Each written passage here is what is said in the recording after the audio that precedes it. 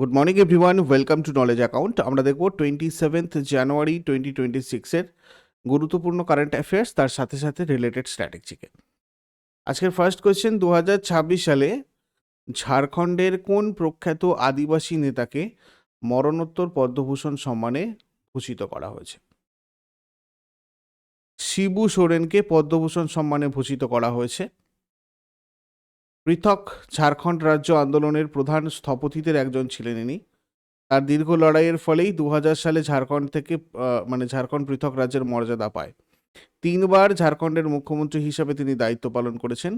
দুমকা লোকসভা কেন্দ্র থেকে তিনি 8বার সাংসদ নির্বাচিত হয়েছেন। অনুগামীদের কাছে তিনি দিসম গুরু বা দেশের গুরু হিসেবে অত্যন্ত শ্রদ্ধার পাত্র ছিলেন।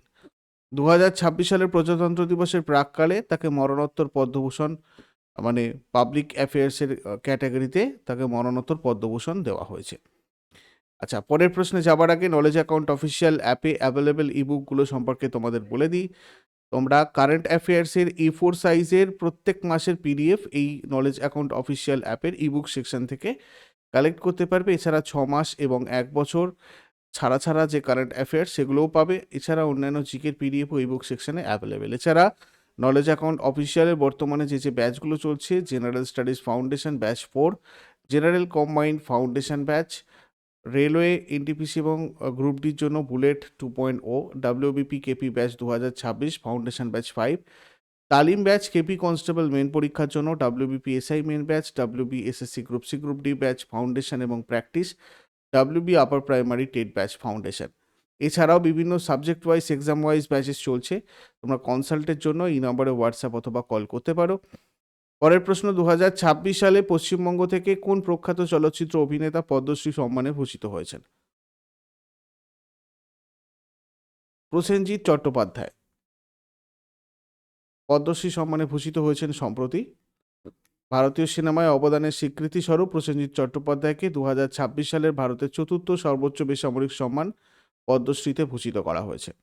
এটা তিনি তার প্রয়াত মাকে উৎসর্গ করেছেন। 2026 সালে চিকিৎসা ক্ষেত্রে পদ্মশ্রী পাওয়া ডাক্তার আরমিরা ফার্নান্দেজ এশিয়ার প্রথম কোন প্রতিষ্ঠানটি গড়ে তুলেছিলেন? Human milk bank. 1989 সালে মুম্বাইয়ের সায়ন হাসপাতালে এশিয়ার প্রথম হিউম্যান মিল্ক ব্যাংক প্রতিষ্ঠিত হয়েছিল। সেটা ইনিই করেছিলেন, ডাক্তার আরমিরা ফার্নান্ডেজ। এই উদ্যোগটা অকালপক্ষ এবং গুরুতর অসুস্থ শিশুদের জীবন বাঁচাতে বৈপ্লবিক পরিবর্তন এনেছিল। প্রতি বছর 3000 থেকে 5000 শিশু এই মিল্ক ব্যাংক থেকে উপকৃত হয়। মুম্বাইয়ের লোকমান্য তিলক মিউনিসিপ্যাল মেডিকেল কলেজের ডিন এবং নিওন্যাটোলজি বিভাগের প্রধান হিসেবে তিনি দায়িত্ব পালন করেছেন। 1999 সালে তিনি স্নেহা নামক একটা এনজিও প্রতিষ্ঠা করেন, যেটা বস্তি এলাকার মা আর শিশুদের স্বাস্থ্যের উন্নতির জন্য কাজ করে। এরপর 2026 সালের প্রজাতন্ত্র দিবসে ঝাড়খণ্ডের কোন পুলিশ অফিসার রাষ্ট্রপতির বিশিষ্ট সেবা পদক পাচ্ছেন? রাষ্ট্রপতির বিশিষ্ট সেবা পদক পাচ্ছেন সুধীর কুমার। মোট 12 জন পুলিশ এই সম্মান পাচ্ছেন এবার। রাষ্ট্রপতির বিশিষ্ট সেবা পদক 1 জন, 11 জন মেডেল ফর মেরিটোরিয়াস সার্ভিস। দেখো, বিশিষ্ট সেবা পদক প্রাপক তো আমাদের ডিএসপি সুধীর কুমার, ইনি এই সর্বোচ্চ সম্মানটা পাচ্ছেন। তার 25 বছরের দীর্ঘ এবং বর্ণিল কর্মজীবনের স্বীকৃতির জন্য এই পদক দেওয়া হয়েছে। বিশেষ করে মাওবাদী দমন অভিযানে তার বিশেষ ভূমিকার জন্য তাকে এই পদক দেওয়া হয়েছে। এছাড়া মানে উল্লেখযোগ্য কিছু প্রশংসনীয় সেবা পদক প্রাপকের নাম তোমরা দেখে রাখো। এটা সাধারণত 18 বছরের টানা চমৎকার সেবার জন্য দেওয়া হয়। এনাদের প্রাপকদের মধ্যে রয়েছেন IG Anup Barthare, Jharkhand Jaguar, IG Patel Mayur Kanhailal, আর তার সাথে সঞ্জয় কুমার ডিএসপি এবং বেশ কয়েকজন হাবিলদার এবং কনস্টেবল পেয়েছেন। নারী শক্তির স্বীকৃতি স্বরূপ মহিলা কনস্টেবল জ্যানেট মার্গারেট লাকড়া এবং কুমুদিনী কুজুরের নাম রয়েছে, যারা বাহিনীর নারী সদস্যদের জন্য বড় অনুপ্রেরণা। এরপর 2026 সালের 30শে জানুয়ারি অমিত শাহ অসমের বৃহত্তম মাল্টি স্পোর্টস স্টেডিয়ামের উদ্বোধন কোথায় করবেন? এটা করবেন ডিব্রুগড়ে। এই মেগা স্পোর্টস কমপ্লেক্সটা তৈরি করতে ব্যয় হয়েছে 233 কোটি টাকা। 104 বিঘা জমির উপর এই বিশাল স্টেডিয়ামটা নির্মিত। স্টেডিয়ামটিতে প্রায় 35,000 দর্শক বসে একসাথে খেলা দেখতে পারবেন। উত্তর পূর্ব ভারতের একটা প্রধান স্পোর্টস হাব হিসেবে ডিব্রুগড়কে প্রতিষ্ঠিত করবে এই স্টেডিয়াম। এখানে জাতীয় এবং আন্তর্জাতিক স্তরে বিভিন্ন খেলাধুলার আয়োজন করা সম্ভব হবে। এরপর 2026 সালে কেরালা থেকে কোন 92 বছর বয়সী পরিবেশ কর্মীকে পদ্মশ্রী দেওয়া হয়েছে? দেবকী আম্মাকে দেওয়া হয়েছে। দেবকী আম্মা কেরালার অরণ্য জননী নামে পরিচিত 92 বছর বয়সী একজন পরিবেশ কর্মী। আলাপ্পুঝা জেলার অনুর্বর উপকূলীয় বালুকাময় জমিকে একটি ঘন সবুজ বনে রূপান্তরিত করেছেন। এনার তৈরি করা বনে 3000-এর বেশি বিরল দেশীয় এবং ঔষধি প্রজাতির গাছ রয়েছে। 2026 সালে সমাজসেবা আর পরিবেশ সংরক্ষণের জন্য ইনি পদ্মশ্রী সম্মান পেয়েছেন। গম্ভীর সিং ইয়ঞ্জন হিমালয়ের রক্ষক, ইনি পশ্চিমবঙ্গের বাসিন্দা, দার্জিলিংয়ের একজন বিশিষ্ট শিক্ষাবিদ এবং সমাজকর্মী, হিমালয়ান সায়েন্স অ্যাসোসিয়েশনের প্রতিষ্ঠাতা। পশ্চিমবঙ্গের সিঙ্গলীলা এবং নিওরা ভ্যালি ন্যাশনাল পার্ক প্রতিষ্ঠায় তার বিশেষ অবদান রয়েছে। পরিবেশ শিক্ষা আর হিমালয়ের জৈব বৈচিত্র্য রক্ষার জন্য তিনি 2026-এ পদ্মশ্রী সম্মান পাচ্ছেন। গম্ভীর সিং ইয়াঞ্জন। হালিওয়ার মেঘালয় থেকে চেরাপুঞ্জির একজন বিশিষ্ট সমাজকর্মী, খাসি সম্প্রদায়ের ঐতিহ্যবাহী লিভিং রুট ব্রিজ বা জীবন্ত গাছের শেকড়ের সেতু পুনরুজ্জীবিত করার কাজ করেছেন। তার জন্য তিনি পেয়েছেন। এই সেতুগুলো রবার পিক গাছের শেকড় দিয়ে তৈরি হয়। এটা ঐতিহ্যগত জ্ঞান, পরিবেশগত স্থায়িত্বের একটা অনন্য উদাহরণ।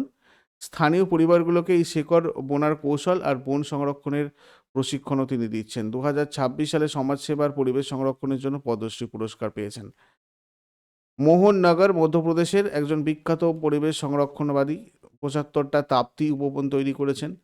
প্রায় 75টা পাহাড় জুড়ে 75,000 জল সংরক্ষণ কাঠামো তৈরি করেছেন, যেটা ভূগর্ভস্থ জলস্তর বাড়াতে সাহায্য করেছে। হাজার হাজার দেশীয় প্রজাতির গাছ লাগিয়ে ক্ষয়িষ্ণু জমিকে আবার উর্বর এবং সবুজ করে তুলেছেন। 2026 সালে পরিবেশ সংরক্ষণের জন্য পদ্মশ্রী সম্মান পেয়েছেন।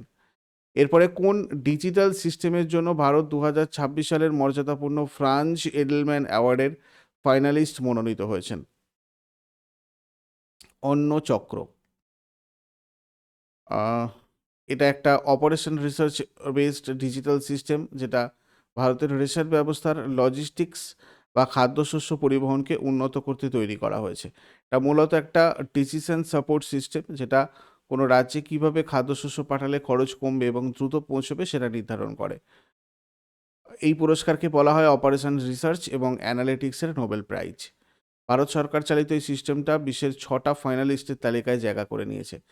আর ভারতের প্রতিদ্বন্দ্বী হিসাবে রয়েছে এনভিডিয়া, গুগল, মাইক্রোসফট এবং অ্যামাজনের মতো জায়ান্ট কোম্পানিগুলো।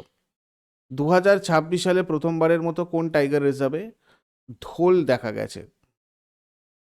গেছে রাতাপানি টাইগার রিজার্ভে। এরা অত্যন্ত সামাজিক প্রাণী এবং দলবদ্ধভাবে শিকার করে। একটা দলে সাধারণত 14 থেকে 20 জন সদস্য থাকে। এরা এতটাই শক্তিশালী এবং কৌশলী যেটা বাঘ বা চিতাবাঘের মতো বড় শিকারীদের থেকেও নিজেদের শিকার ছিনিয়ে নিতে পারে। এদের প্রধান খাদ্য হরিণ, সম্বর, চিতল এগুলো। আর এই রাতাপানি টাইগার রিজার্ভ এটা মধ্যপ্রদেশের রাইসেন আর শেহর জেলাতে রয়েছে। এটা গুরুত্বপূর্ণ সংরক্ষিত বনাঞ্চল, যেটা রাজ্যের 8ম এবং ভারতের 57তম ব্যাঘ্র প্রকল্প। এরপরে বীর গাথা 5.0 কোন দুটো কেন্দ্রীয় মন্ত্রকের যৌথ উদ্যোগ? প্রতিরক্ষা আর শিক্ষা মন্ত্রক। এটা প্রতিরক্ষা মন্ত্রক আর শিক্ষা মন্ত্রকের একটা যৌথ উদ্যোগ। লক্ষ্য ভারতের গ্যালেন্ট্রি অ্যাওয়ার্ড মানে বীরত্ব পুরস্কার বিজয়ীদের আত্মত্যাগ আর সাহসিকতার গল্প শিক্ষার্থীদের সৃজনশীলতার মাধ্যমে তুলে ধরা। 2026 সালের বিশেষত্ব হচ্ছে প্রায় 1.92 লক্ষ স্কুলের 1.92 কোটি শিক্ষার্থী এতে অংশ নিয়েছে। 18টা দেশের 91টা স্কুল থেকে মোট 100 জন জাতীয় স্তরের বিজয়ী নির্বাচিত হয়েছেন। প্রত্যেক বিজয়ী পেয়েছেন 10,000 টাকা নগদ পুরস্কার। বিশেষ সম্মান হিসেবে তারা 2026 সালের প্রজাতন্ত্র দিবসের প্যারেড কর্তব্য পথে দেখার সুযোগ পেয়েছেন। উল্লেখযোগ্য বিজয়ীদের আমি একটু নাম তোমাদের বলে দিই। অক্ষিতা শর্মা তামিলনাড়ু থেকে নাগাল্যান্ডের স্বাধীনতা সংগ্রামী রানী গাইদিনলিউকে নিয়ে কবিতা লিখে পুরস্কার জিতেছেন। রানী গাইদিনলিউকে রানী উপাধি দিয়েছিলেন জওহরলাল নেহেরু, এটাও মনে রাখো। ইভান আগরওয়াল মালয়েশিয়া 2001 সালের পার্লামেন্ট হামলায় বীরত্ব দেখানোর কমলেশ কুমারীর ছবি এঁকে বিজয়ী হয়েছেন। মনীষা গুপ্তা রাজস্থানের শিবাজি মহারাজের ছবি এঁকে জাতীয় স্তরে স্বীকৃতি পেয়েছেন। এরপর বর্তমানে চম্বল নদীর পর উপমহাদেশের দ্বিতীয় বৃহত্তম ঘড়িয়াল আবাসস্থল কোনটা? গন্ডক নদী। বিহারের পশ্চিম চম্পারণ জেলার মধ্যে দিয়ে প্রবাহিত গণ্ডক নদী ভারতের দ্বিতীয় গুরুত্বপূর্ণ ঘড়িয়াল আবাসস্থল। তালিকার শীর্ষে রয়েছে চম্বল নদী, যেখানে প্রায় 2400-এরও বেশি ঘড়িয়াল রয়েছে। 2015 সালে গণ্ডক নদীতে প্রাপ্তবয়স্ক ঘড়িয়াল ছিল মাত্র 54টা, আর 2025 সালের মধ্যে সেটা বেড়ে 400-তে গেছে। এই সাফল্যের নেপথ্যে রয়েছে wild life trust of India এবং বিহার বন বিভাগ এর নিরন্তর প্রচেষ্টা। বাল্মীকি টাইগার রিজার্ভের মধ্যে দিয়ে প্রবাহিত হওয়া নদীটা ঘড়িয়ালদের জন্য আদর্শ পরিবেশ প্রদান করে। এরপর ভারতের প্রথম সমন্বিত বেসরকারি স্যাটেলাইট উৎপাদন কেন্দ্রটা কোথায় স্থাপিত হচ্ছে? সানন্দ, গুজরাটের সানন্দে। দেশের প্রথম সমন্বিত বেসরকারি স্যাটেলাইট উৎপাদন কেন্দ্র, এই কারখানাটার ভিত্তিপ্রস্তর স্থাপন করা হয়েছে গুজরাটের সানন্দের খোরাজ এলাকায়। এই অত্যাধুনিক সুবিধাটা তৈরি করেছে আজিস্টা স্পেস। এই বিশেষ প্ল্যান্ট বা কারখানাটার নাম রাখা হয়েছে পালমানামোনারো। এখানে স্যাটেলাইট বা উপগ্রহ তৈরির পাশাপাশি উচ্চমানের ইলেকট্রো অপটিক্যাল পেলোড তৈরি করা হবে। কেন এটা গুরুত্বপূর্ণ? এটা একটা এন্ড টু এন্ড ফেসিলিটি, অর্থাৎ স্যাটেলাইট তৈরির সমস্ত ধাপ একই ছাদের নিচে সম্পন্ন হবে। এর ফলে মহাকাশ প্রযুক্তিতে বিদেশ থেকে আমদানির উপর নির্ভরতা কমবে। মেক ইন ইন্ডিয়া উদ্যোগের অধীনে স্থানীয় উদ্ভাবন আরও শক্তিশালী হবে। আগের দিনের হোমওয়ার্ক দেখে নাও। রাজশেখর মহিপালের সভাকবি ছিলেন। দিবাং দিহাং বায়োস্ফিয়ার রিজার্ভ ভারতের অরুণাচল প্রদেশ রাজ্যে রয়েছে। আর আজকে তোমাদের জন্য প্রশ্ন থাকবে, ভারতের কোন শহর প্রথম খোখো বিশ্বকাপ আয়োজন করেছে? আর 2025 সালের উদ্বোধনী খোখো বিশ্বকাপে পুরুষ আর মহিলা উভয় ট্রফি কোন দেশ জিতেছে? শেষকালে কমেন্টে জানাও। চট করে আগের দিনেরগুলো কুইক রিভাইজ করে নেবো। যারা যারা লাইভে রয়েছে অ্যান্সার করার চেষ্টা করবে। 26 জানুয়ারি 2026 এর কোয়েশ্চেন্স কী ছিল? 2025 সালের ইন্দিরা গান্ধী শান্তি পুরস্কারের জন্য কাকে মনোনীত করা হয়েছে? Graca muscle. সম্প্রতি কোন রাজ্য সরকার মুখ্যমন্ত্রী সেহাত যোজনা চালু করেছে? পাঞ্জাব। রাজস্থানের কোন শহরে সম্প্রতি একটি নতুন বায়োলজিক্যাল পার্ক তৈরির কথা ঘোষণা করা হয়েছে? আলওয়ার। সম্প্রতি ভারতের কোন দুটো রাজ্য early childhood care and education শক্তিশালী করতে চুক্তি স্বাক্ষর করেছে? ওড়িশা আর মেঘালয়। 2026 সালের জানুয়ারিতে কোন রাজ্যে জাতীয় প্যারা অলিম্পিক পাওয়ার লিফটিং চ্যাম্পিয়নশিপ অনুষ্ঠিত হয়েছে? উত্তরাখণ্ড। পরিপূর্ণ মেডিক্লেম আয়ুষ বীমা কোন দপ্তরের অধীনে চালু করা হয়েছে? অর্থ মন্ত্রকের আর্থিক পরিষেবা বিভাগ। 28তম CSPOC সম্মেলনের সভাপতিত্ব কে করেছেন? ওম বিড়লা।